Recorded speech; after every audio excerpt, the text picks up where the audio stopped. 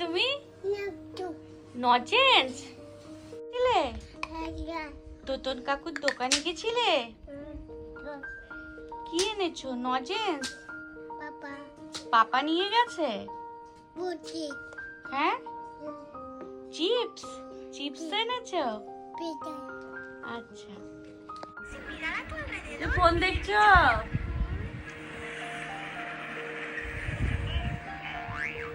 এখন ঠাকুর ঘরে এসেছি পুজো দিতে। দুপুরবেলা সকাল থেকে অনেক বৃষ্টি পড়ছে, তাও ঠাকুরকে এখানে পুজো দিলাম।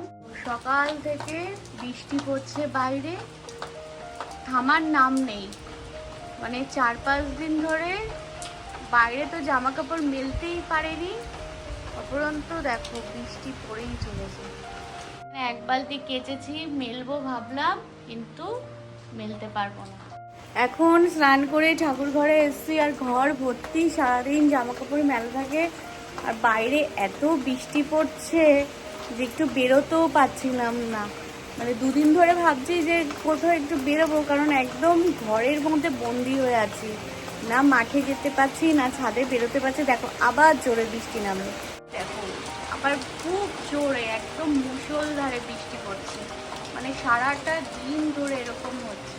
ঠিক দেখো ঠাকুরের পেয়ারা নিয়ে ঠাকুরের পুজো হয়ে গেছে। তুমি পেয়ারা নিয়েছো প্রসাদ? প্রসাদ, হ্যাঁ। ঠাকুর ঘরের একটু দর্শন করে নাও। আর দর্শন করে 2টো বেজে গেছে, দেখেছো? এখনো 2টো বেজে গেছে, তো তাড়াতাড়ি নিচে নামতে হবে এখন। তাহলে সেই 40 লক্ষ টাকা পেল কোথা থেকে? আমরা চাইছি এই অপপ্রচার বন্ধ হোক, আর মন্ত্রীর বিরুদ্ধে যে অপপ্রচার হচ্ছে আমরা মানহানির মামলা। তুমি টাকা নিয়ে কোথায় চললে? ওকে দাও।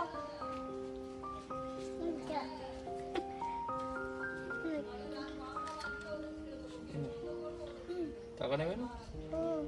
টাকা নেবেন?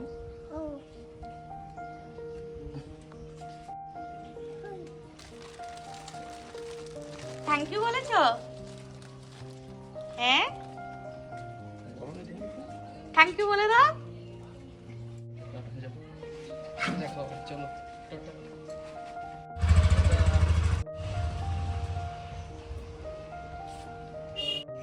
আজকে একটা পার্সেল এসছে, দেখি কি আছে।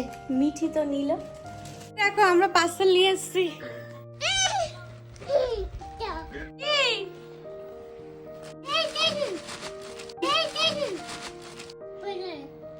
পার্সেল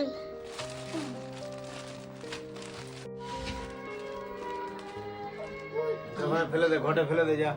ওই যে ঘট চিরুনি। কি অর্ডার দিয়েছো? কি এনেছে পার্সেলে?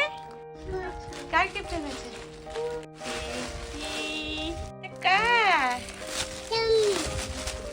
জাম, জামা। মিঠি জামা এসেছি তো। কি সুন্দর সুন্দর জামা। দিয়ে দেবে? খুব সুন্দর হয়েছে। ডবল লাইটটা জ্বালা তো। দেখি দাঁড়া। এদিকে তাকাও, এদিকে তাকাও। সাইজটা ঠিক আছে না? একটু বড় হলে ঠিক আছে। এটা ঠিক আছে। দেখি নতুন গিফট পেয়ে। হ্যাঁ, ও পাপা কিনে দিয়েছে মানে পাপার এত আদর। আমি না। উলি বাবালে। দেখি দেখি দেখি দেখি। হ্যাঁ, এই এদিকে দেখো, এদিকে দেখো, মার দিকে দেখো, মার দিকে। নতুন জামাটা দেখেছে কত খুশি। কি করছে? বন্ধুরা, পুরনো দিনের কথা ভেবে কোনো লাভ নেই, কারণ অনেক কষ্টের কথা থাকে, অনেক আনন্দের কথাও থাকে। আর আজকে আমি কি করছি সেটাই সবথেকে গুরুত্বপূর্ণ। অনেক সময় সারাদিন কি হয়, কাজ করতে করতে না অনেক অনেক পুরনো দিনের অনেক কষ্টের কথা মনে পড়ে। তখনই কিন্তু আমার এখনকার কাজের অনেক অনেক অসুবিধা হয়, কারণ মনটা দুঃখ হয়, তারপরে সেই নিয়ে সারাদিন মনটা খারাপ হয়ে থাকে। এই করে তো লাভ নেই, কারণ পুরনো দিনের কথা ভাবলে আজকের দিনে কিন্তু আমি অনেক কিছু মিস করি। যেরকম মুখটা হচ্ছে চিন্তিত চিন্তিত লাগে, আর ঘরে জানো তো চিন্তা মুখ নিয়ে থাকলে না কারোরই ভালো লাগে না, বিশেষ করে আমার বড়মশায়ের। আমি যদি চিন্তিত থাকি তাহলে কিন্তু আমার সাথে সারাক্ষণ জিজ্ঞাসা করে যে তোমার কি হয়েছে কি হয়েছে, কিন্তু আদৌ কিন্তু কিছু হয়নি, হয়তো কোনো একটা পুরনো দিনের কথা ভেবে আমি মন খারাপ করে আছি। তাই কারণ সবার তো কোনো না কোনো সময় দুঃখ আসবে, কোনো না সময় আনন্দ আসবে। দুঃখ আনন্দ নিয়েই কিন্তু আমাদের চলতে হয়। কারণ যেরকম অনেক মানুষ ভাবে যে আমার কোনোদিনও দুঃখ আসবে না, আবার অনেক মানুষ ভাবে আমার কোনোদিন আনন্দ আসবে না, কিন্তু সেটা কিন্তু না। দুঃখের পরেই কিন্তু আনন্দ আসবে, আর আনন্দের পরেই কিন্তু দুঃখ আসবে। তাই এখন আমি কি ভাবছি, কিভাবে চলছি, সেটাই কিন্তু ঠিক করে দেবে আমার পরবর্তী সময় আমি কেমন থাকবো। সেই কারণে আর কোনো আমি পুরনো কথা মনে করে মন খারাপ করব না। কিন্তু এতে আমার কি বলতো মুখের ভাবনা অনেকটা চিন্তিত হয়ে গেছে, মানে সারাক্ষণ একটা টেনশন একটা মানে দেখতে লাগে আমাকে। আর কিন্তু আমার কোনো টেনশন নেই, কিন্তু কিন্তু তবুও আমাকে লাগে, কিন্তু আমি হচ্ছে আগের কথা ভাবি। আর এখন দেখো সব কিছু নিয়েই থাকতে হয়, কারণ ঘরের কি বলতো সমস্ত দায় দায়িত্ব আমার, আর আমি ভালো থাকলে আমার পরিবারের সবাই ভালো থাকবে, এটাই আমি মনে করি। তাই আমার ভালো থাকাটা সব থেকে গুরুত্বপূর্ণ। আর তোমাদের সাথে না আমার কি হয়, অনেক কিছু শেয়ার করতে করতে আমি আমার দুঃখের কথা শেয়ার করি, কিন্তু আদৌ সেই দুঃখগুলো না আমার অনেক দিন আগে চলে গেছে, কিন্তু সেইগুলো আমি বারবার করে মনে করে তোমাদের শেয়ার করি। এতে কিন্তু আমার যেরকম খারাপ লাগে তোমাদেরও হয়তো খারাপ লাগে। তো সেই কারণে অনেক নতুন বন্ধু পেয়েছি, তোমরা আমাকে অনেক ভালোবাসা দিয়েছো, এই কারণে আমার আর চিন্তা করার বা দুঃখ পাওয়ার কোনো কারণ নেই। কারণ সারাদিন পরে তোমাদের কমেন্টগুলো পড়লে আমার মন এমনিতেই ভালো লাগে। আর আমার সেমিস্টার চলছে, এই সামনের বুধবার হচ্ছে আমার প্রজেক্টগুলো স্যারদের কাছে ম্যাডামদের কাছে দিলেই আমার মানে একদম কমপ্লিট হবে, তারপর থেকে আমি ইন্টারভিউ দিতে পারবো।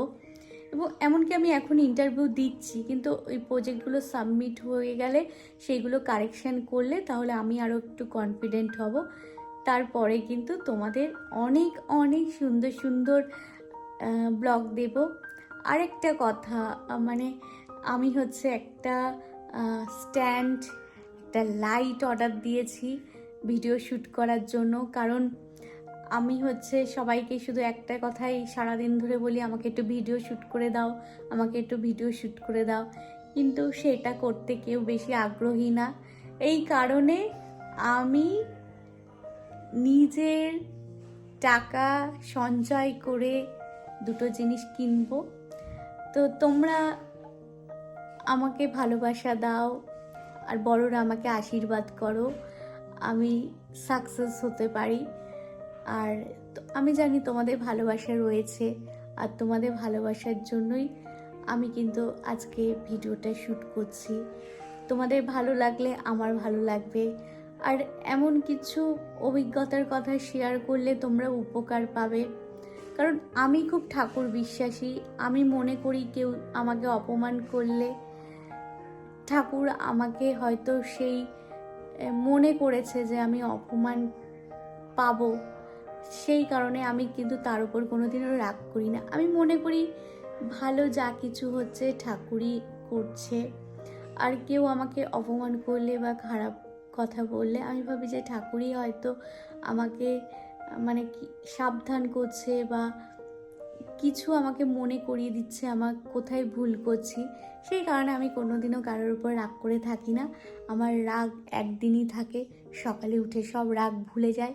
সেই কারণে আমি কিন্তু খুব খুব খুশি থাকি, আমার কোনো টেনশন থাকে না, চিন্তা থাকে না, আর টেনশন চিন্তা না থাকলে কিন্তু তার থেকে আর সুখী কিছু হতে পারে না। তোমরা সবাই ভালো থাকবে, আর আমাকে ভালো লাগলে প্লিজ লাইক কমেন্ট করবে, আর নতুন বন্ধু হলে আমার চ্যানেলটাকে সাবস্ক্রাইব করবে।